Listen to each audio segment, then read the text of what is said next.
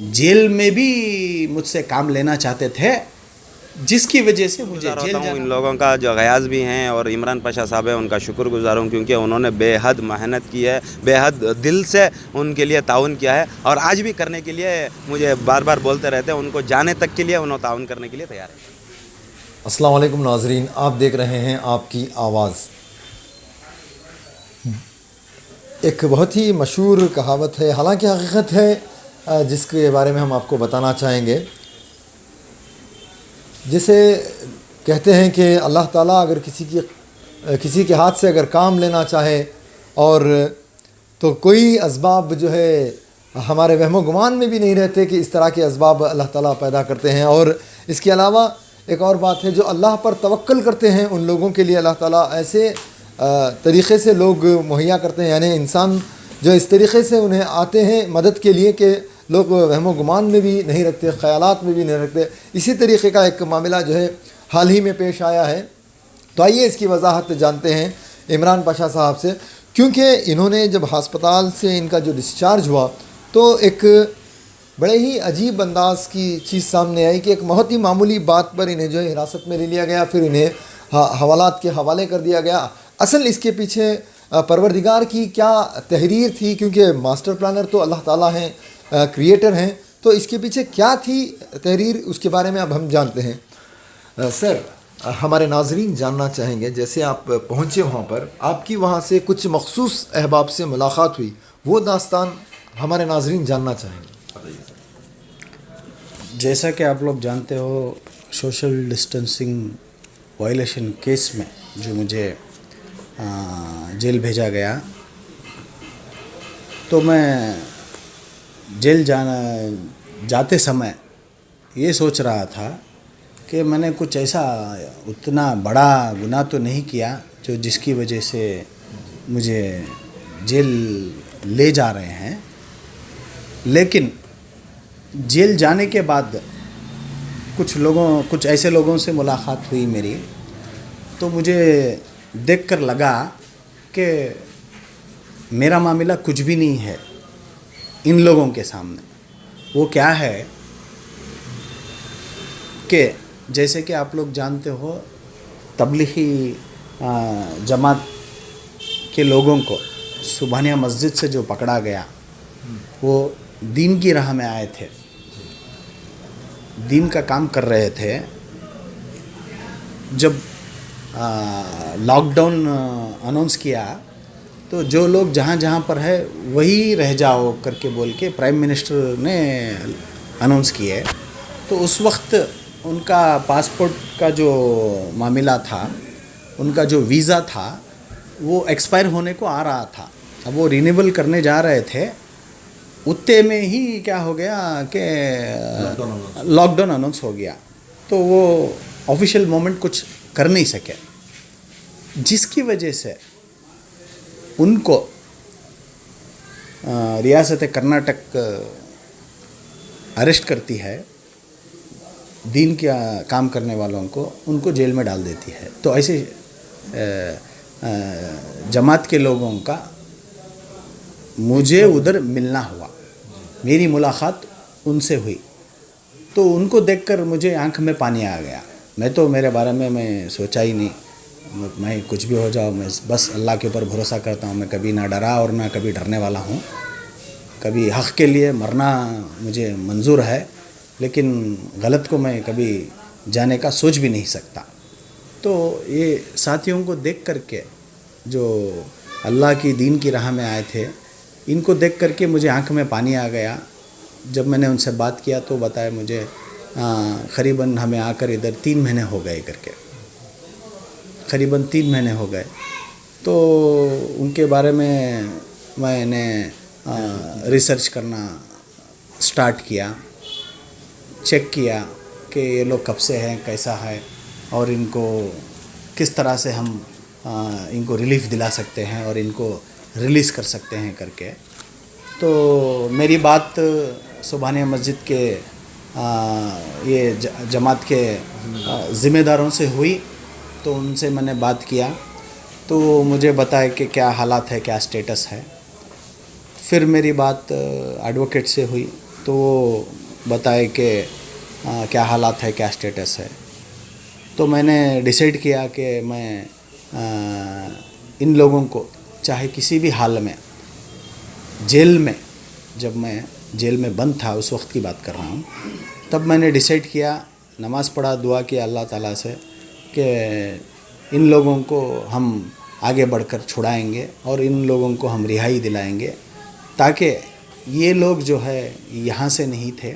ये लोग जमात जो आई थी इंडोनेशिया से आई थी, किर्गिस्तान से आई थी।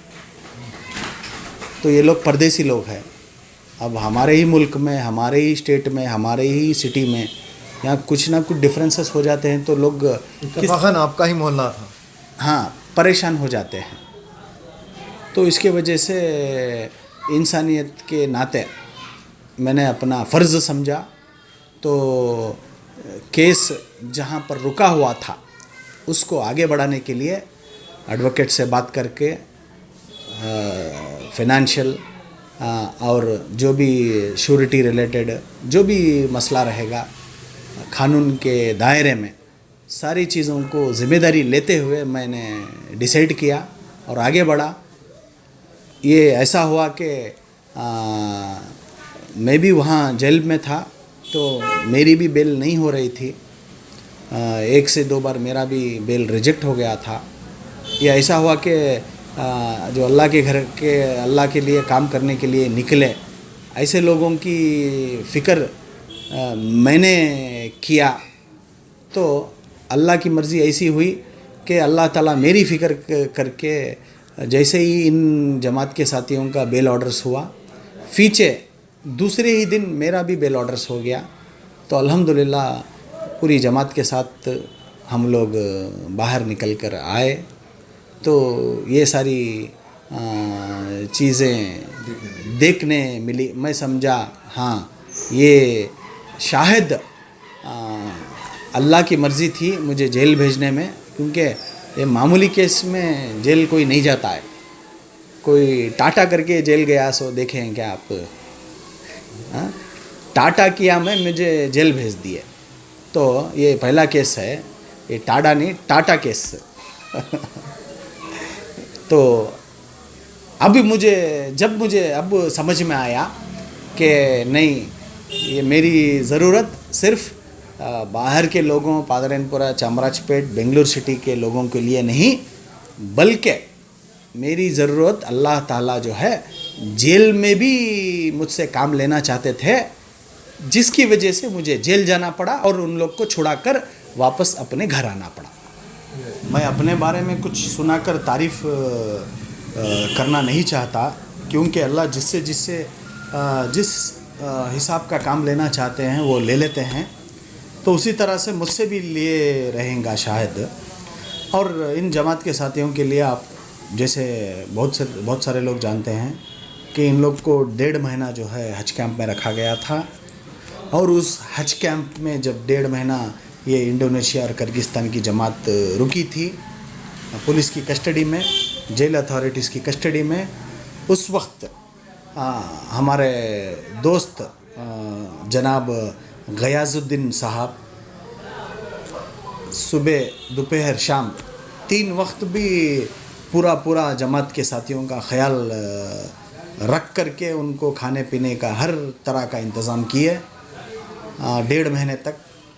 और वकील से भी लगातार राब्ता करते रहे, मैं भी था उनके साथ। और 1.5 महीने बाद जब उनको जेल लेके जाना पड़ा तो इत्तेफाकन, जैसे कि मैं अभी थोड़ी देर पहले बताया कि मुझे भी जेल जाना पड़ा सोशल डिस्टेंसिंग वायलेशन केस में, टाटा केस में। तो टाटा केस में तो वो टाटा बोले तो वो टाटा नहीं, टाटा सिर्फ हाय विश करने के लिए जो जुर्माना भरना पड़ा, तो वो केस में तो वहाँ पर मैं उनके साथ 1.5 महीना जेल में रहा, 1 महीना 10 दिन जमात के साथियों के साथ। तो अल्लाह मुझसे जो हो सका, जो हमें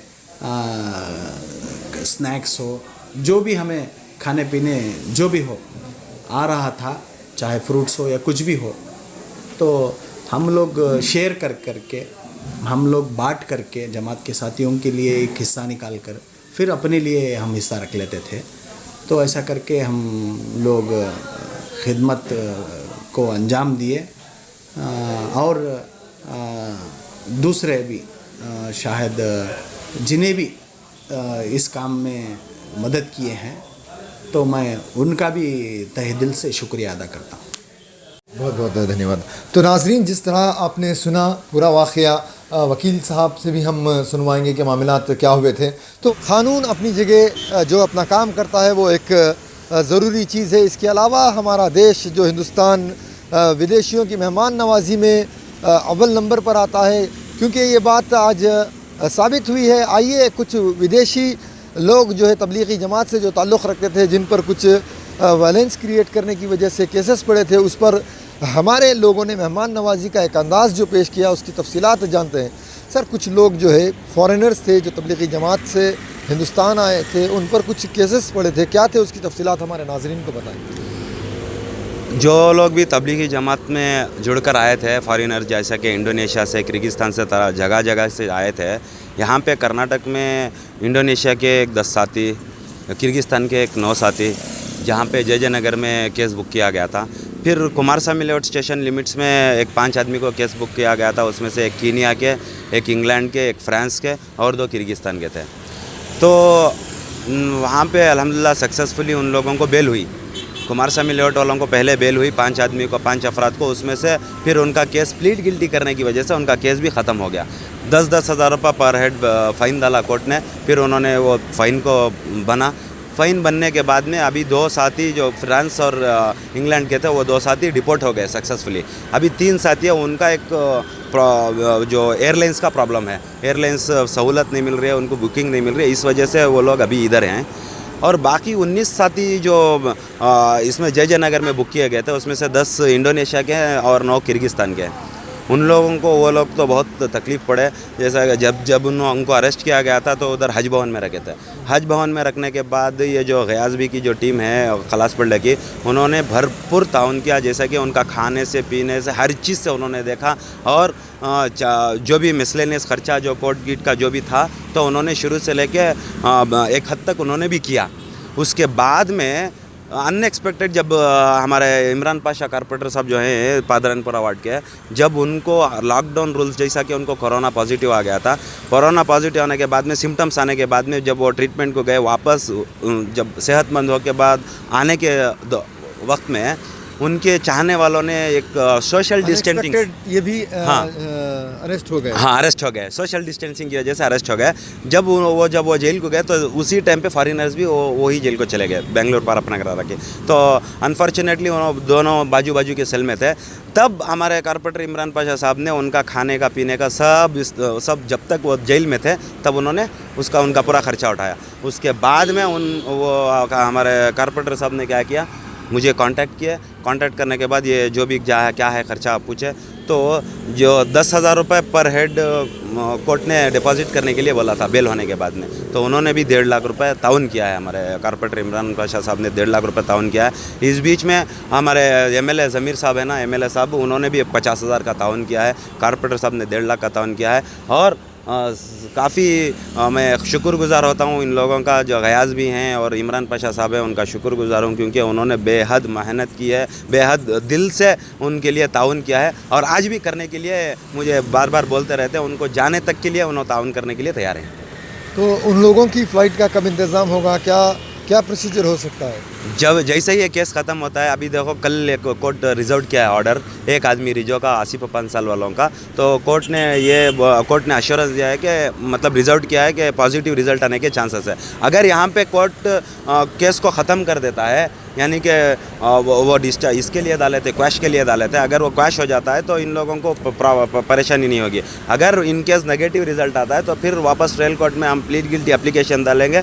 तो एक्सपेक्टेड जैसा कि उन 5 फॉरेनर को 10-10 हज़ार रुपये फ़ाइन डाला है, इसी तरह से कोर्ट एक्सपेक्टेड कि 10-10 हज़ार रुपये फ़ाइन डालने की चांसेस है।